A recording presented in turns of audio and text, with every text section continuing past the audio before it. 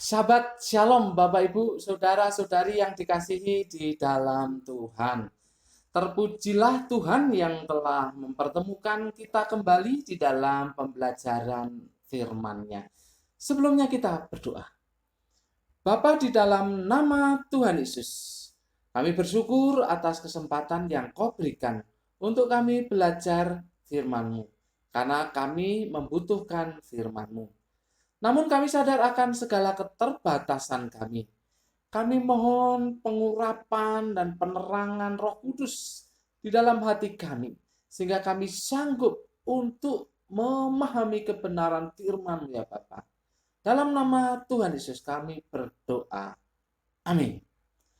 Bapak Ibu Saudara-saudari yang dikasihi dalam Tuhan, hari ini Sabtu 5 Juni 2021. Kita akan belajar dari Kejadian pasal 2 ayat yang ke-15. Kejadian pasal yang kedua ayat yang ke-15. Judulnya adalah Sondah Mandah dan Kemauan Berusaha. Sondah mandah dan kemauan berusaha. Bapak Ibu Saudara-saudari yang dikasihi dalam Tuhan, kita masih akan belajar berkaitan dengan filosofi permainan anak. Kali ini kita akan belajar mengenai permainan sondah mandah. Memang ada yang mengatakan bahwa permainan sondah mandah ini berasal dari negeri kincir angin, yaitu Belanda. Memang tidak jelas, tetapi yang jelas bahwa permainan sondah mandah ini sudah menjadi permainan tradisional anak-anak Indonesia. Bapak Ibu Saudara-saudari yang dikasihi dalam Tuhan, seperti apa permainan sondah mandah itu? Permainan sondah mandah adalah permainan lompatan pada bidang datar yang telah diberi garis yang berpola kotak-kotak dan ada satu yang berpola setengah lingkaran. Peralatannya simple, sederhana. Hanya kapur yang digunakan untuk membentuk kotak-kotak dan setengah lingkaran tadi, dan juga pecahan-pecahan genting ya. Biasanya itu pecahan-pecahan genting. Bapak Ibu, Saudara-saudari yang dikasihi dalam Tuhan, ada 3 kotak yang disusun ke depan. Ya. Ke depan ada 3 kotak. Lalu ada 2 kotak yang sudah dihubungkan, kemudian dihubungkan dengan yang 3 kotak tadi. Lalu ada 1 kotak lagi, dan kemudian ada 2 kotak yang sama seperti yang sudah dijelaskan tadi. 2 kotak pertama, ini ada 2 kotak kedua disambungkan. Lalu yang terakhir ada setengah lingkaran, itu disambungkan. Nah, seperti itu bentuk kotak-kotak dan setengah lingkaran yang disusun untuk permainan sondah mandah. Hanya kapur ya untuk membentuknya dan hanya pecahan genting itu ya, itu yang biasa dipakai oleh setiap pemain. Cara bermain dari sondah mandah ini menggambarkan proses untuk mendapatkan sesuatu, yaitu dengan bekerja atau bekerja keras lah ya, dengan bekerja keras. Karena sebagian kotak itu, ya kotak yang satu-satu itu harus dijalani, ditapaki dengan 1 kaki saja. Dengan 1 kaki saja. Jadi melompat ke kotak yang satu, ke kotak yang lain, itu hanya dengan 1 kaki saja. Walaupun yang 2 kotak ini ya bisa 2 kaki secara bersamaan. Tetapi itu menunjukkan ada usaha yang cukup keras ya. Karena ya kalau tidak biasa memakai 1 kaki untuk melompat, kan itu tidak mudah. Bapak Ibu Saudara-saudari yang dikasihi dalam Tuhan, itulah permainan sondah mandah. Dan tujuannya adalah pada akhirnya ingin mendapatkan tempat. Ingin mendapatkan tempat, yaitu di antara kotak-kotak itu ingin mendapatkan tempat itu sebagai ya dalam tanda kutip sebagai tempat tinggalnya atau miliknya. miliknya. Nah, Bapak Ibu Saudara-saudari yang dikasih dalam Tuhan, itulah permainan sondah mandah yang ternyata mengandung filosofi, yaitu adanya usaha, adanya kerja, bahkan kerja keras untuk mendapatkan sesuatu, untuk mendapatkan tanah, untuk mendapatkan yang lain. Itu ada usaha atau bekerja keras. Mari kita lihat mengenai berusaha di dalam Alkitab. Ada banyak ayat. Bapak Ibu bisa baca, itu banyak sekali ayat yang menunjukkan untuk seseorang harus berusaha untuk mendapatkan sesuatu. Tetapi kita akan melihat satu bagian firman Tuhan, satu ayat saja yang merupakan awal.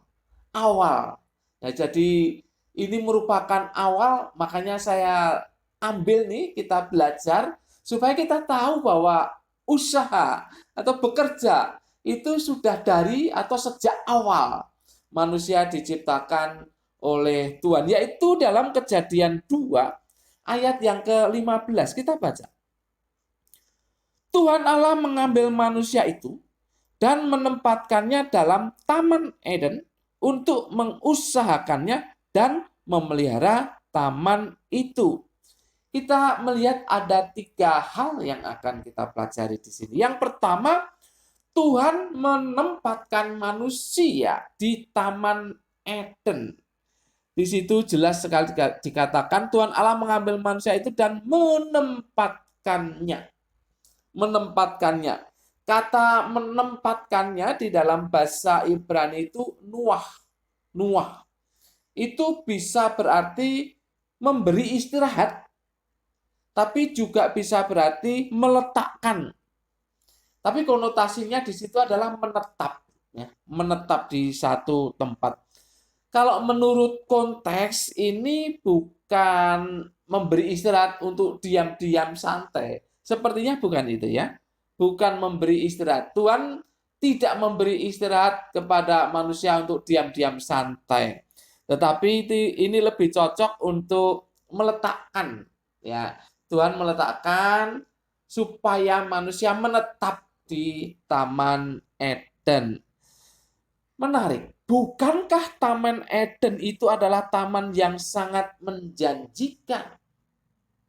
Benar. Taman Eden adalah taman yang sangat menjanjikan.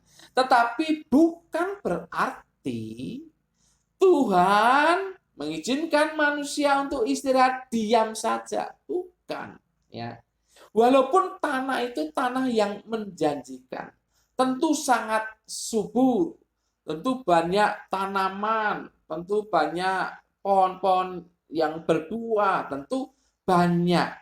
Tetapi bukan berarti Tuhan mengizinkan untuk manusia menetap di Taman Eden lalu diam saja. Tidak, nanti kita lihat konteksnya.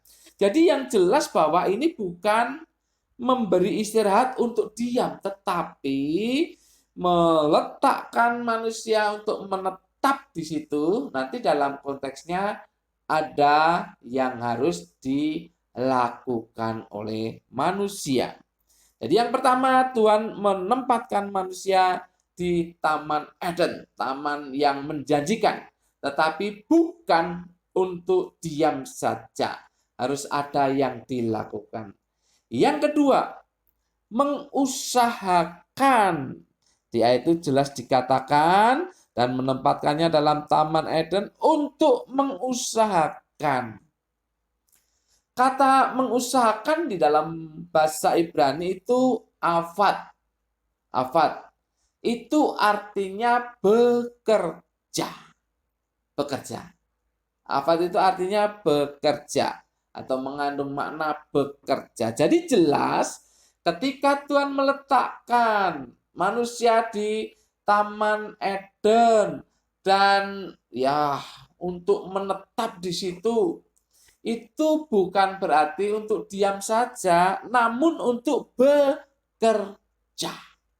Untuk bekerja. Di dalam bahasa Indonesia diterjemahkan mengusahakan. itu artinya bekerja. Bekerja. Jadi tidak diam saja. Lalu yang ketiga, memelihara. Dikatakan di situ, dan memelihara taman itu. Kata memelihara di dalam bahasa Ibrani adalah samar.